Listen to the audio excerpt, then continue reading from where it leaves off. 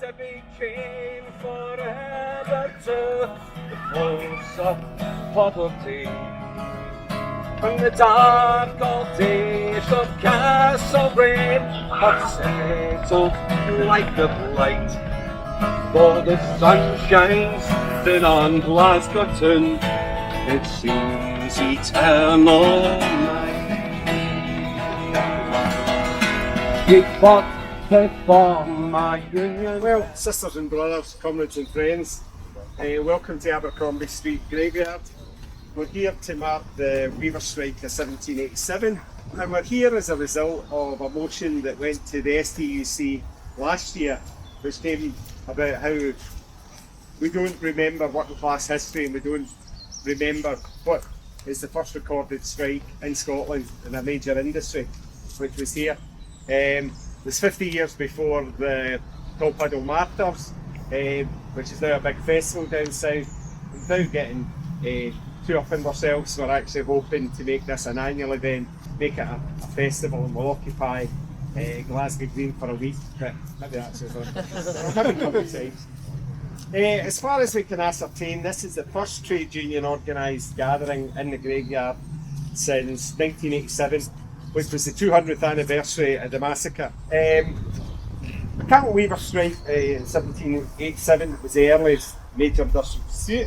Troops fired and demonstrators, killing 6. They became our first working class martyrs, and ultimately the strike contributed to a workers' movement. It's the foundation of the labour and trade union movement here.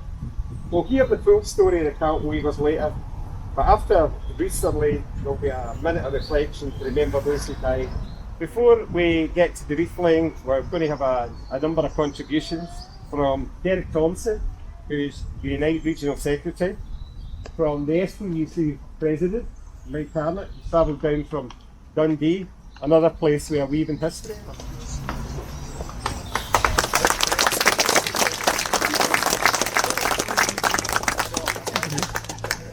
Thanks very much, everyone, and good afternoon. My name's Derek Thompson. I'm the Scottish Secretary of United, the Regional Secretary, and I think some of the words that have just been mentioned there are really, really important about our own history in Glasgow, our own history in Scotland. So the Cattle Weavers dispute has been placed in context and a figure in the rise in food costs and housing prices at that time. The moral of the story are the same. You listen to some of the words that were used back in those days. They were arrested for forming illegal combinations. You think about that term of lot and wording that we're using, what they try to do to trade unions and workers' rights.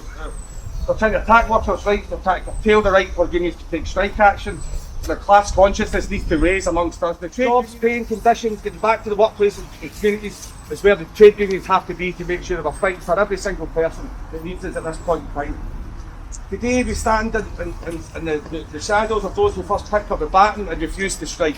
Today we stand with the thousands of workers taking that strike action, refusing to give in. We do so on the giant shoulders of the Cattle Weavers. So thanks very much for listening to brilliant work done today. Keep going forward. Thanks very much. Comrades, it's an absolute honour to be here today as President of the Scottish TUC to recognise the place in history represented by the Cattle Weavers, and I pay tribute to those who have campaigned to recover their true place in the long struggle of the working class, not just in Glasgow, but this is something that should be represented and commemorated in a Scottish context as well. And I pay tribute to those who have brought this all together and are placing these people on the pantheon where they should rightly be. The Carlton Weavers were fired on in cold blood by the 39th Regiment of Foot. 6 of them were killed, and we know 3 of them lie here in this cemetery. The 2 commanding officers of the 39th Regiment of Foot, the Colonel and the Major, were given the freedom of the city of Glasgow. I hope that can possibly be revoked if it hasn't been already. The crime of the Weavers was to struggle against a 25% cut in their wages. And we were hearing about the context for these disputes, about the growing industrialisation the attacks on handloom weavers and craftspeople as industrialization took the skill and took the necessity out of their work and took it to factories and basically reduced thousands and hundreds of thousands of the working class in this city and in this country into industrial slavery. The weavers went on strike again for 9 weeks in 1812, and that was an act which led directly to the specific banning of trade unions in Scotland. Obviously we had the Combination Acts under which the Tolpuddle Matters had been dealt with, but this was a specific response to the 1812 attack on the workers here in Glasgow. The Carlton Weavers led the way in helping to create the movement that we are part of today. The STUC, the affiliated trade unions, all those who are struggling, those who are taking action at the moment, those will be on industrial action next week in local government, the further education colleges, the universities who've been out on strike earlier this week.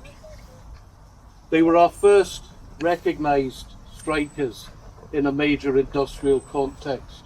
Again, you have them in Glasgow, but I believe we can claim them for the whole of Scotland. And of course, they were our first martyrs. We come here to where they lie to honour them. Thank you. And I'd like to say special thanks to Harry McShane, who originally championed the history of the martyrs. He was a very important member of the Glasgow Trades Council, as well as being one of the most important Red Clydesiders, and brought an energy and passion to the trade union and labour movement in our city. For 97 years, I believe, he lasted for. I had the great privilege with my comrade John Slavin of marching with Harry McShane and Amady in 1985. I was very, very young. And I had no idea how important he was. He was a very humble man, a very serious man, a very intelligent man. He walked with a stick, very small, and I had no idea of the significance and importance, but he certainly came across as an incredibly intelligent man. But the biggest thanks is to the people who are here today. I'm humbled by the amount of people who are here today. All I want from today is for the people here to say 6 simple words, tiny words, to the giants whose shoulders reach to God. Those 6 little words are, I'm a weaver, a Carlton weaver. Not to be chained forever to the force of poverty. From the dark old days of This is our first stop, and we're here to talk about Texas carpet factory across the road there. Carlton was a weaving village, as we've seen from the evidence round in the burial ground, and it was handloom weavers who would operate factory carpets. Up to that point we had manufacturing shawls, and he built this carpet factory. And the carpet factory was in a cotton mill called the Albert Mills. Then he decided he wanted to build a really big, swanky factory on the edge of Glasgow Green, and one of the stipulations was it cannot look like a factory. So the town father said, you can have a factory but can't have a factory. So he decided, well, what can I do? He asked an architect, William Leeper, who did Partick Borough Halls. He said, what's the best, nicest looking building out? And he says, it's the Deutsche Palace in Venice. Where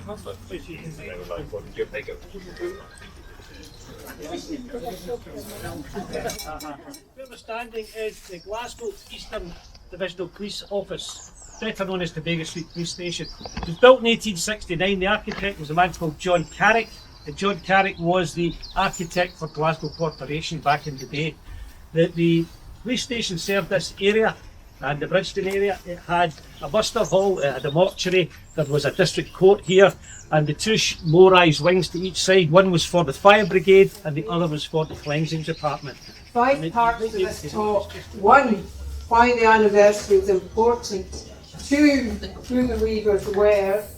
3, past commemorations. 4, the importance of knowing your history. 5, why the weavers, in spite of what's been done today, why the weavers still don't matter in Glasgow, and what are you going to do about it?